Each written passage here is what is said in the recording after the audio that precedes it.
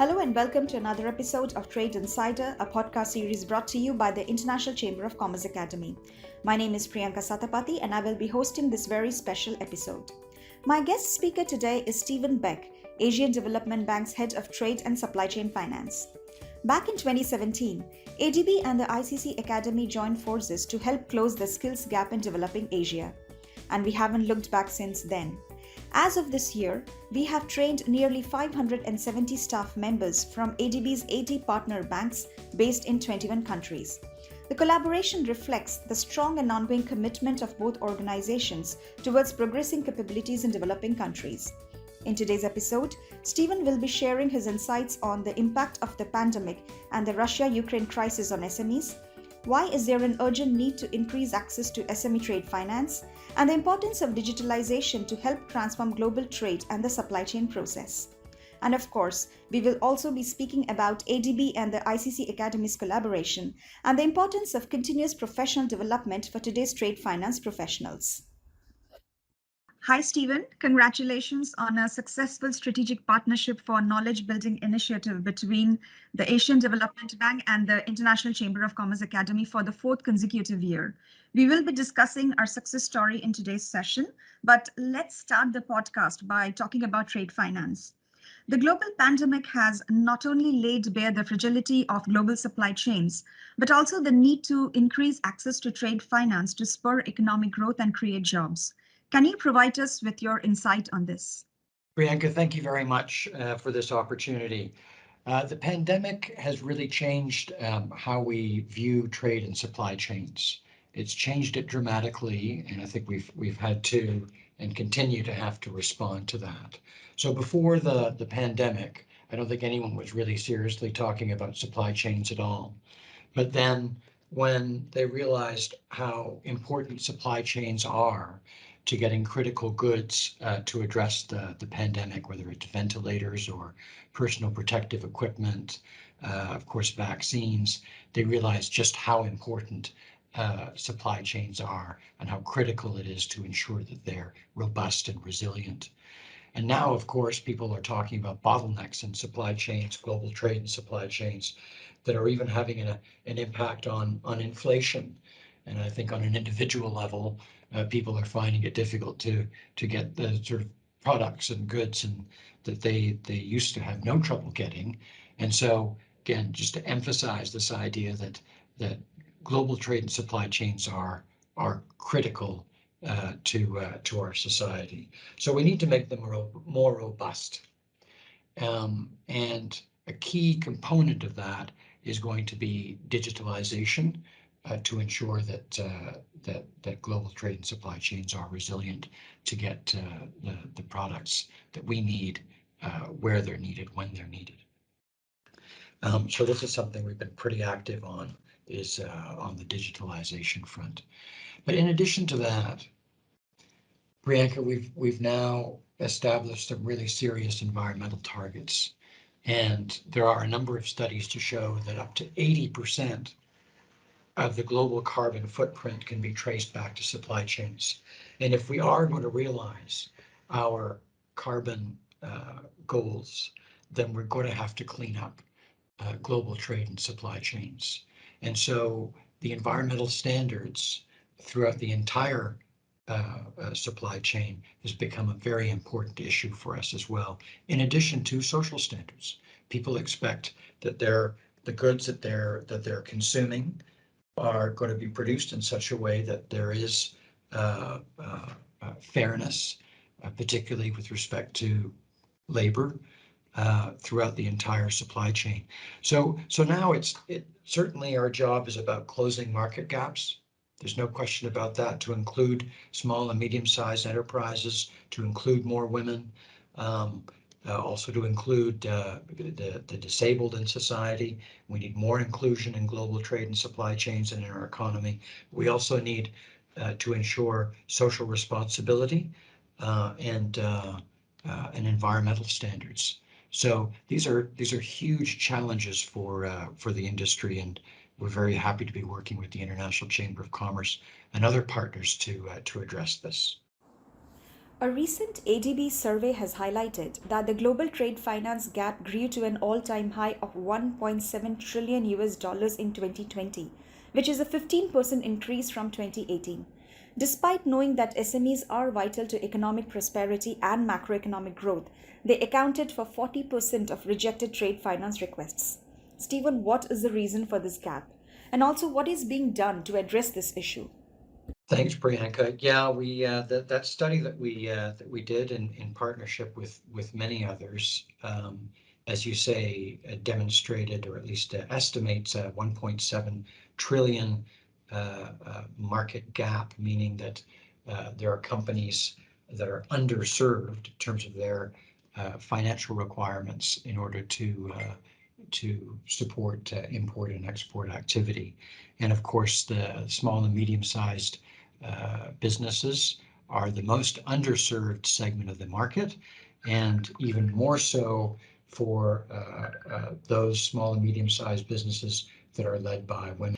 And Priyanka, that $1.7 trillion estimate really does not reflect the true gap. When we collected that data, that was before the significant spike in food and energy prices that we've since experienced, and it was also before the Russian invasion of Ukraine, which further exacerbated the increase in those prices.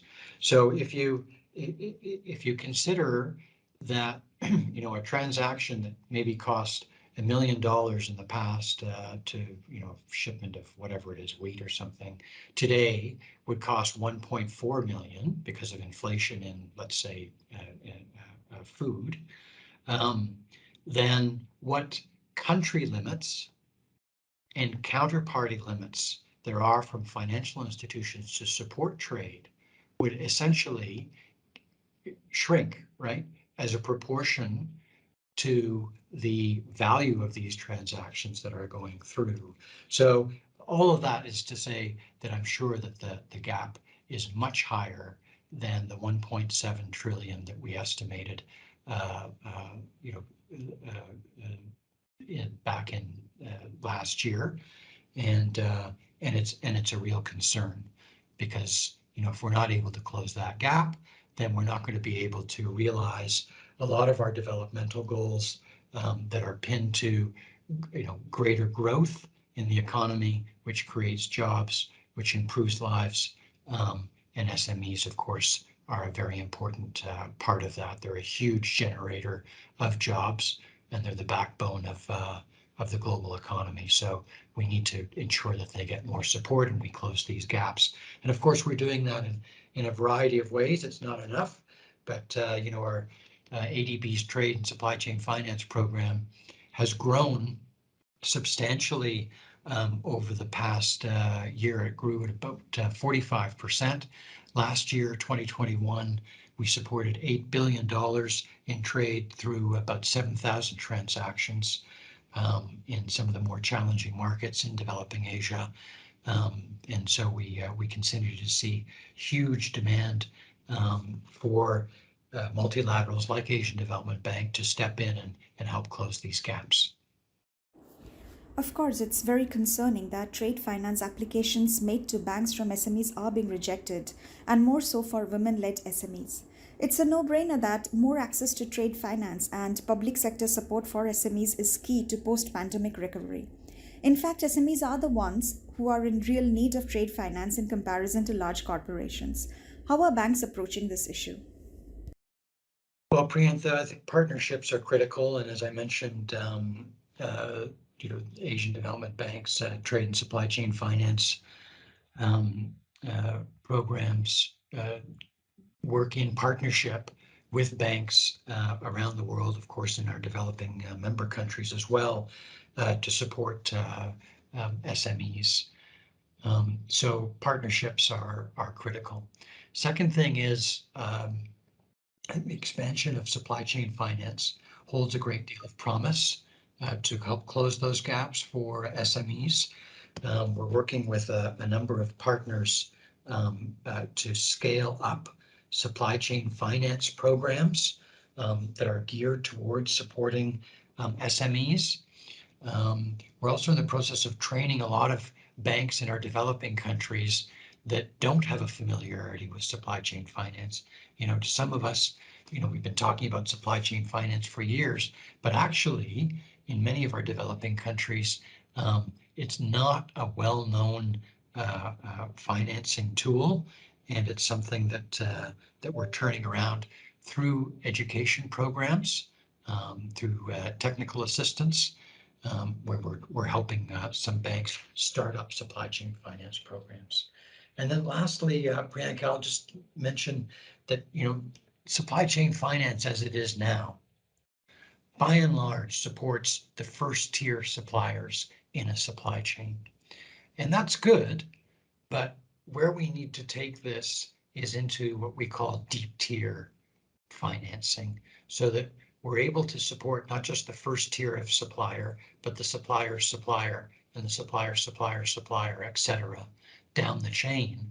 And the farther that one does go down the chain, generally speaking, one finds the smaller companies, which is where we need to try to bring even more support, where it's even more challenging to get the kind of data, performance metrics, and so on that help close those gaps. So this is the challenge that we're undertaking now. And part of that is we're coming out with a white paper later on this year that brings together legal, fintech, the financial community, to look at how we can implement more of these sort of deep tier supply chain finance techniques throughout the global economy to close those gaps. Stephen, now let's talk about the Russia-Ukraine crisis. The SMEs were already suffering from high debt burden due to the pandemic, and now the war and the subsequent sanctions have caused soaring inflation, aggravating their financial challenges. This has resulted in an increase in SMEs' operational costs, thereby worsening their liquidity crunch. It's much worse for smaller companies that are not being able to prove their credit worthiness. The result, very limited options for trade finance. How can banks support SMEs during these uncertain times? Well, Priyanka, the tragedy coming out of the Russian invasion of Ukraine is extremely sad, of course, and the ramifications are extremely widespread, and in just a purely professional sort of perspective, quite interesting.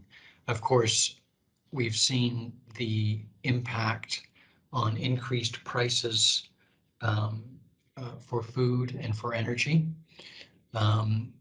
Inflation in food and energy have gone up by somewhere between 30 to 50%, and for low income people who spend a high percentage of their income on those goods, on energy and food, that's extremely concerning. So we have to be very concerned about energy security and food security, and ensure that we're able, through trade, through open trade, hopefully,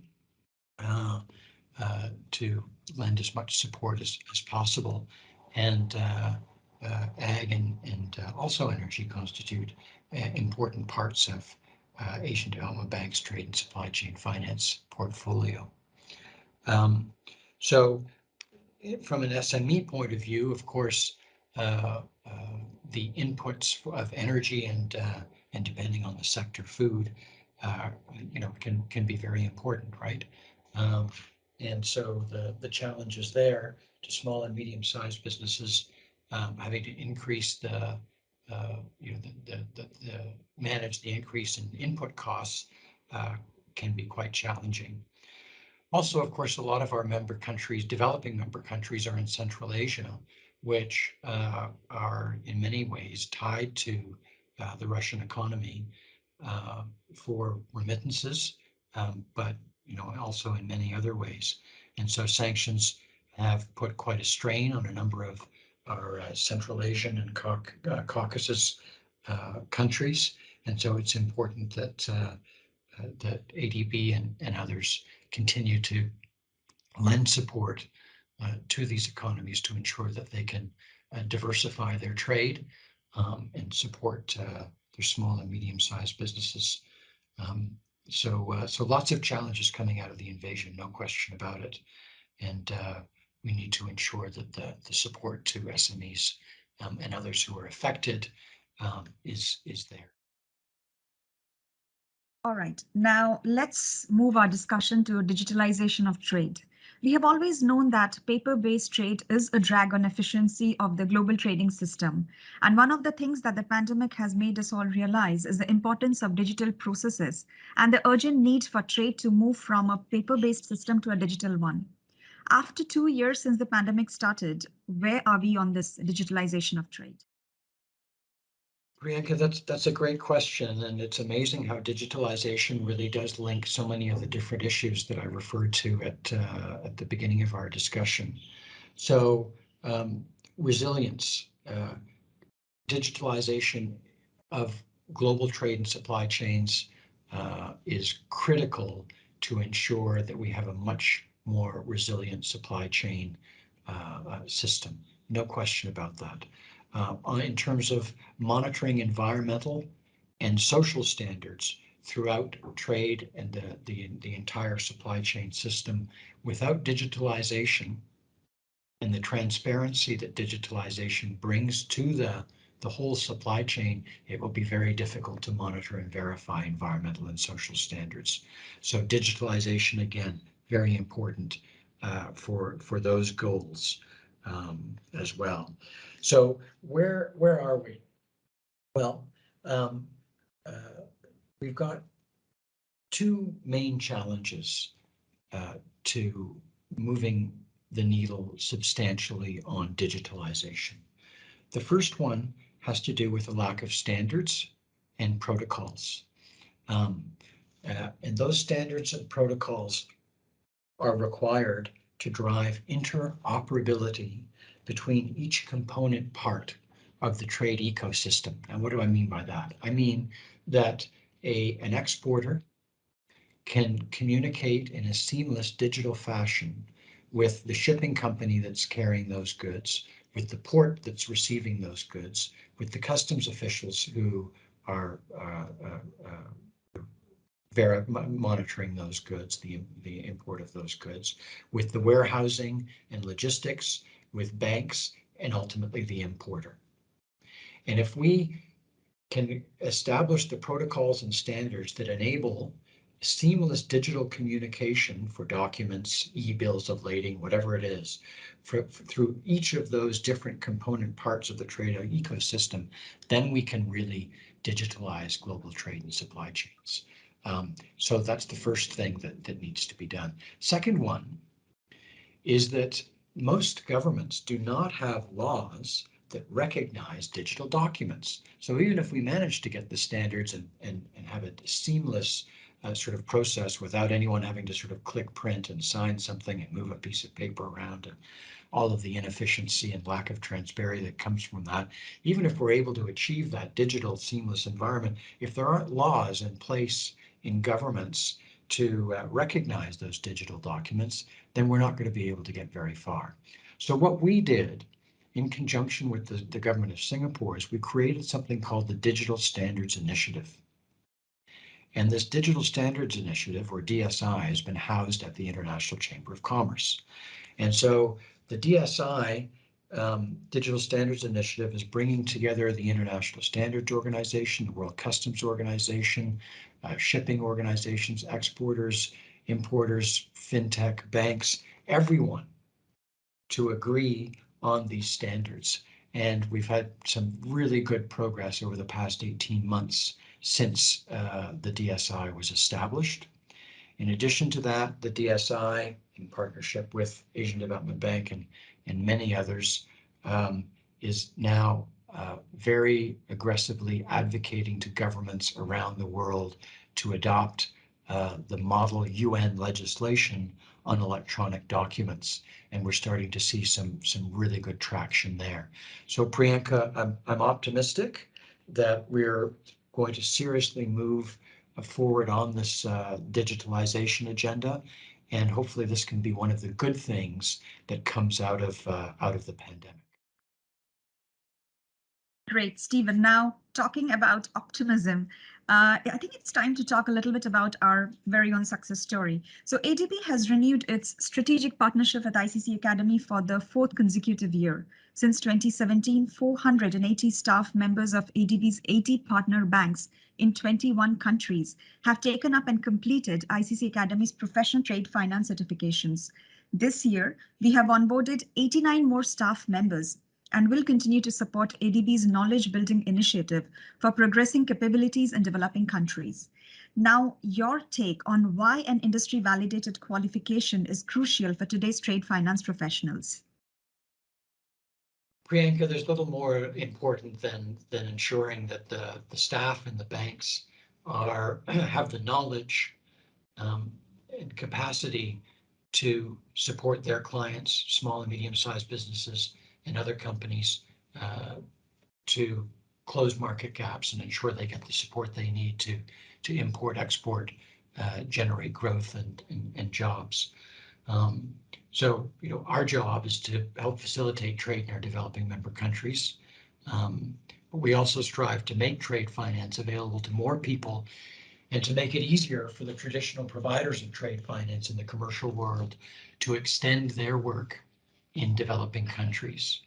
And of course, one way that we do that is to work with our partner banks to ensure their staff have the knowledge and qualifications that will allow them to work with their international counterparts. That's where initiatives like the very successful effort with the ICC Academy come in. In a way, we're trying to work ourselves out of a job. Excuse me, right now, we step in when commercial banks can't.